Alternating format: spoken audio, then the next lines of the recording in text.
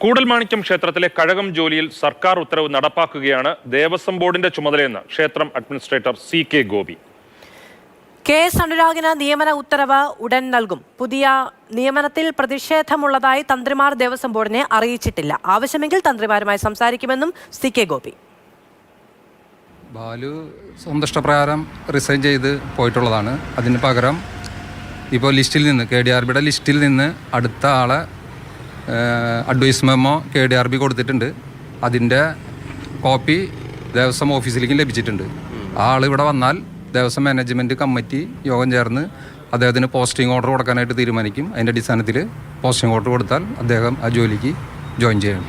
തന്ത്രിമാർ രേഖാമൂലം ദേവസ്വം മാനേജ്മെൻറ്റ് കമ്മിറ്റിക്ക് അപേക്ഷകളോ പരാതികളോ ഇപ്പം തന്നിട്ടില്ല. അങ്ങനെ ഉണ്ടായി കഴിഞ്ഞാൽ അവർക്ക് പ്രതിഷേധം ഉണ്ടെന്ന് പറഞ്ഞിട്ട് ആവശ്യപ്പെട്ടാൽ അവരെ വിളിച്ച് സംസാരിച്ച് രമ്യമായിട്ട് കാര്യങ്ങൾ പരിഹരിക്കാൻ വേണ്ടി ശ്രമിക്കും. അതുമാത്രമല്ല സർക്കാരിൻ്റെ ഉത്തരവുകൾ നടപ്പിലാക്കും.